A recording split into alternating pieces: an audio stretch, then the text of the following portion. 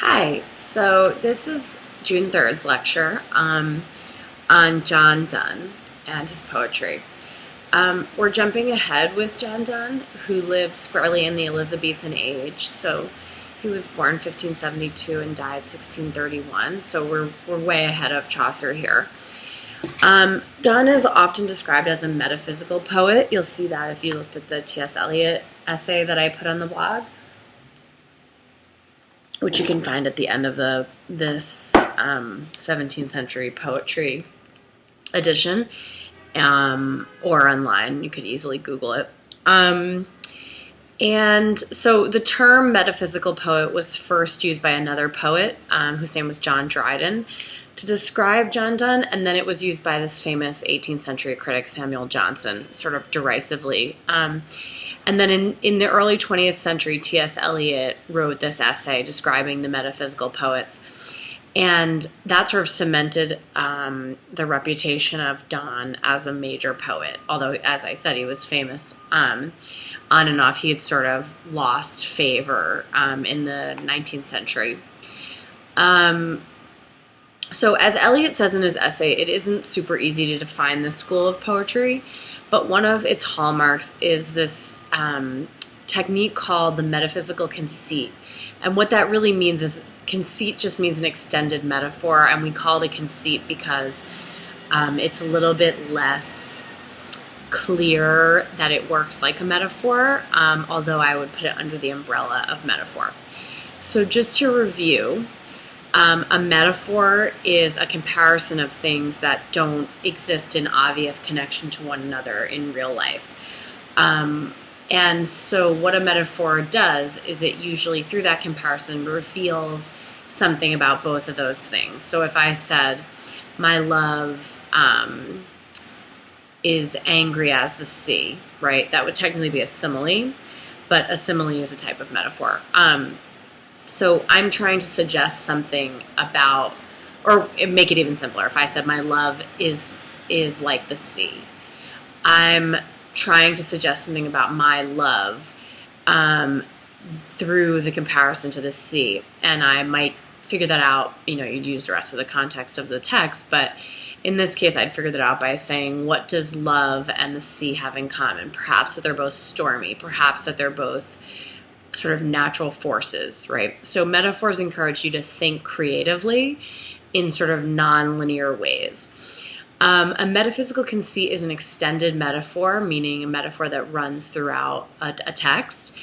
And often with metaphysical poets, these metaphors take over the whole poem. And what makes them metaphysical is that they're not clearly metaphors or symbols or images, that they work like metaphors, but they complicate themselves in various ways. And I'll show you examples of that in a second. So sometimes these metaphors sort of become images, right? And we see them more as an image than as a comparison.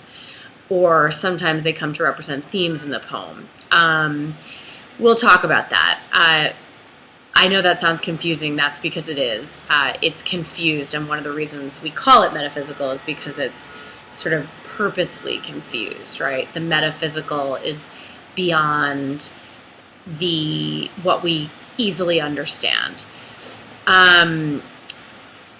So some of Donne's poetry is outright love poetry. You'll see that if you read the earlier poems in the text of his, but almost all of it engages with sort of deeper philosophical issues, like the paradoxes that love presents to humans who are bound to die, something that feels infinite but we know is finite. So we're not going to look at all the poems that you read for today in detail, but we will talk about them on the chat room today. But we're going to look at three together right now. And one of them is A Valediction Forbidding Mourning, which is on page 36 of your text. So I'm just going to read it because sometimes it helps to have the poem read to you, and then we're going to talk about it a little bit. So A Valediction Forbidding Mourning. As virtuous men pass mildly away, and whisper to their souls to go, while some of their sad friends do say, the breath goes now, and some say no. So let us melt and make no noise, no tear floods, no sigh tempests move, 'twere profanation of our joys to tell the laity our love. Moving of the earth brings harms and fears. Men reckon what it did and meant, but trepidation of the spheres, though greater far, is innocent. Dull sublunary lovers' love, whose soul is sense, cannot admit absence, because it doth remove those things which elemented it. But we, by a love so much refined, that ourselves know not what it is, assured of the mind, care less eyes, lips, and hands to miss. Our two souls, therefore, which are one, though I must go, endure not yet a breach, but an expansion, like gold to airy thinness beat. If they be two, they are two so as stiff twin compasses are two. Thy soul, the fixed foot, makes no show to move, but doth if the other do. And though it in the centre sit, yet when the other far doth roam, it leans, and hearkens after it, and grows erect as that comes home. Such wilt thou be to me, who must, like the other foot, obliquely run. Thy firmness makes my circle just, and makes me end where I begun. Okay, so this poem is about a love relationship that is about to endure some kind of absence. And the speaker, or the poet, is saying that these two lovers, one of whom he is, care less eyes, lips, hands, right? The material, physical things, than because they have this sort of soul connection, pardon me. But the part of the poem I really want to look at is the extended metaphor, or the metaphysical conceit, starting on line 21 and going to the end of the poem. So he says that, the speaker says that, if our souls are two different things, they are two so as stiff twin compasses are two. That's line 25. In other words, the legs of a compass. So picture a compass, and you have two legs that move in relation to one another to show where you're at, right? One stays put and the other moves.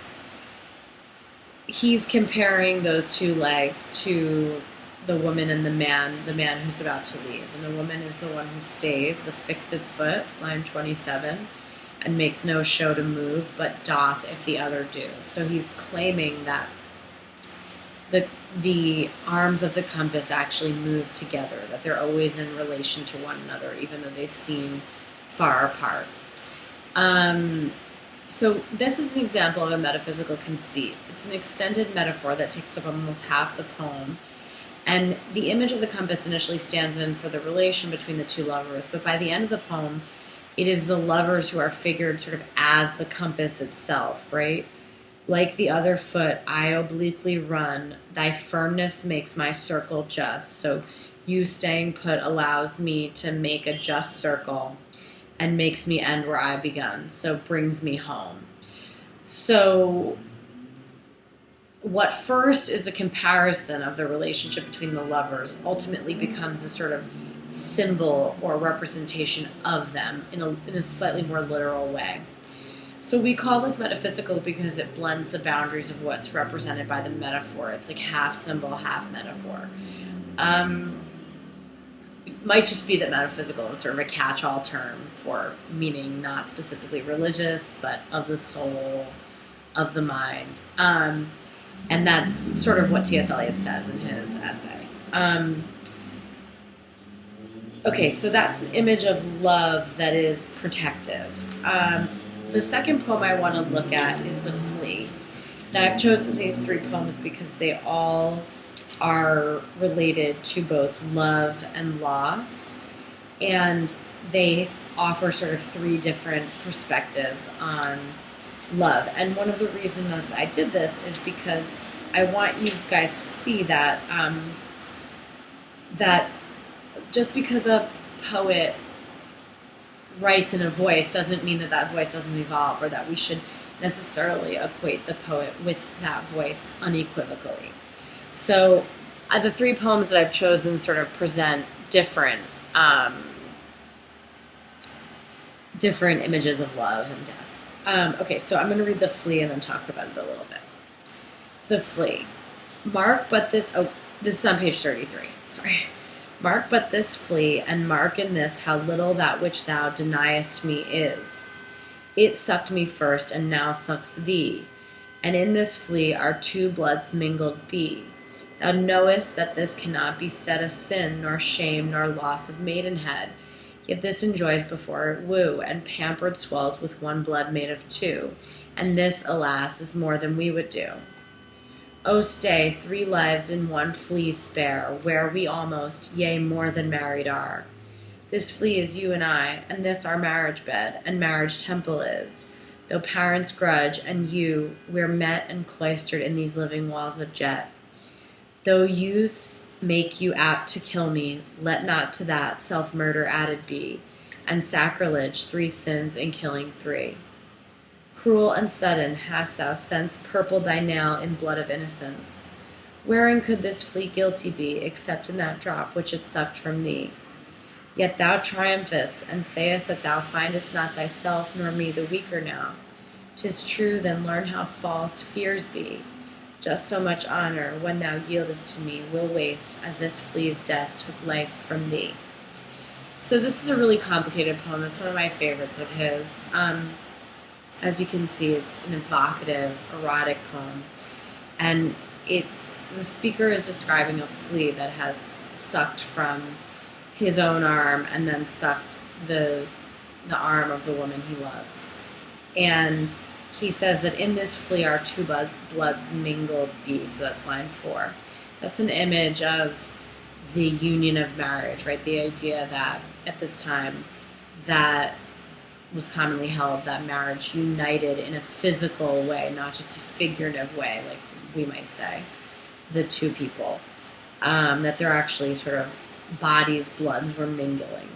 And he says to her, you know that, this flea biting us both cannot be called a shame or a sin, or loss of maidenhead, meaning loss of virginity or chastity. And yet this enjoys before it woo, right? So you can see that what he's suggesting is that they have premarital sex. And he's saying it's not a sin. It's like this flea. Then in the second stanza, he uses, so you can see how this metaphor is going to shift, and this is a metaphysical conceit here. That in the second stanza, the flea becomes this image of like their marriage bed or their marriage temple, which he explicitly talks about on line 13. He says, though our parents grudge and you grudge, you think we can't be together, we are cloistered in these living walls of jet. Jet means black, right? So within the flea, we are in there. Our essences are already in there. They're already mingled together. They're already married. And if you kill this flea, you're also self-murdering, right? It's a sacrilege. So you can see that there's some kind of spin here. The speaker's trying to convince the object of something. And then in the last stanza, the speaker, the woman has ostensibly killed the flea. And then he asks her, how was that flea guilty? It was innocent, right? Clearly a comparison between the innocence he thinks they would still possess if they had sex. And finally he ends by saying, learn how false fears be. Just so much honor when thou yieldest to me will waste, as this flea's death took life from thee. So let me rephrase that. So what he's saying is, when you yield to me, you'll only lose so much honor as this flea's death took life from you. So in the last moments of the poem, the whole sacred image of the flea turns and becomes this ironic thing. Like, well, you said there's nothing, the flea didn't kill you, didn't really take any life from you by taking a little bit of your blood. In the same way, nothing really substantial is going to be taken from you by having sex with me. Okay, so that's sort of a reading of the poem. But then I want to talk a little bit about the more complex issues here. So, like I said, the speaker's literally talking about the smallness of their drops of blood when he calls the thing inside this flea little, right, in line 2.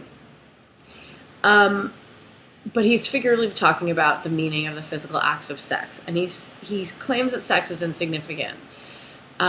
What his lover is defending is her chastity, and he's saying that's nothing but the body. It's like a drop of blood. It's as minuscule and as transient as this little bit of blood that's inside the flea. You wouldn't say that you're in that flea, right, just because a drop of your blood is. But it's complicated by the fact that the lover's bodies, as represented by the blood inside the flea, which seem insignificant, transitory of the earth, are being opposed to the holy, infinite, the spirit, something bigger that's not being threatened by their act of sex or by the flea biting both of them. But that's all contradicted by the speaker's desire for this supposedly insignificant form of union, right? That kind of undermines the insignificance. So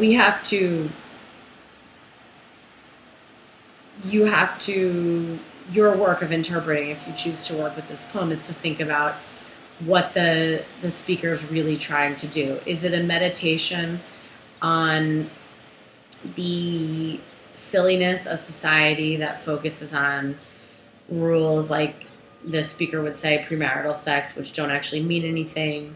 Or is it actually describing the meaning of sex as something kind of holy?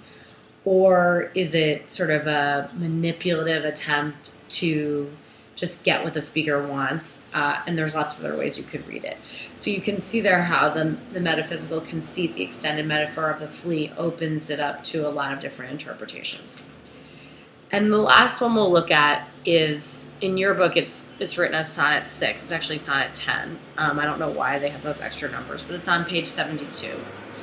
This is a pretty famous sonnet.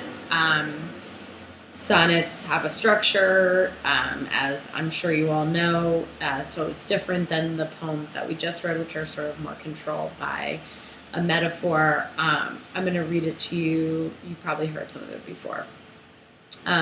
Very different feel here than the poems we've just read. Death be not proud, though some have called thee mighty and dreadful, for thou art not so. For those whom thou thinkest thou dost overthrow die not, poor death, nor yet canst thou kill me. From rest and sleep, which but thy pictures be, much pleasure, then from thee much more must flow. And soonest our best men with thee do go, rest of their bones and soul's delivery. Thou art slave to fate, chance, kings, and desperate men, and dost with poison, war, and sickness dwell, and poppier charms can make us sleep as well. And better than thy stroke, why swellest thou then? One short sleep past, we wake eternally, and death shall be no more. Death, thou shalt die. Okay, so here we have the speaker sort of attacking the power of death, a concept that's personified and spoken directly to in this poem. And the poet seems to be asking why we fear death at all if death is just the only thing we know of it is that it's like sleep, and sleep is a good thing, right? Or at least a useful thing to humans. And by likening death to sleep again and again, the speaker diminishes death, right? It, instead of seeming like this eternal thing, it becomes this transitory daily thing. It's part of life, but it passes. Or we might even say that it's something we have to pass through to get more life. And that's really the image here, right? This poem is written late in Donne's life, and it suggests that his concerns had shifted. So, for example, in a valediction forbidding mourning, it is the love which binds the people together and which protects them from the loss of each other. In this poem, it's religious salvation that defeats death, right? In the last line, we wake eternally after one short sleep has passed, right? And that last line echoes Corinthians from the Bible. The idea that death will ultimately die and the spiritually reborn live eternally. So my last thought will be that each of these poems suggests a different representation of the power of love. The first sort of the protective power of love against loss. The second considers sort of the existential meaning of different forms of love. What is represented by the marriage vows? What is represented by the marriage bed? What is represented by sort of spiritual love? And are they all equal? Then the last offers sort of it's one of it's this group of sonnets is called the Holy Sonnets, and it's an image of sort of divine love that makes death seem very, very small, even though we might imagine death as the force which defeats all life. Here, death is this sort of tiny, transitory, everyday thing. So that's an introduction to John Donne. I'm excited to talk more to you about him tomorrow afternoon or this afternoon. And I'm looking forward to seeing what you all think. Thank you for watching.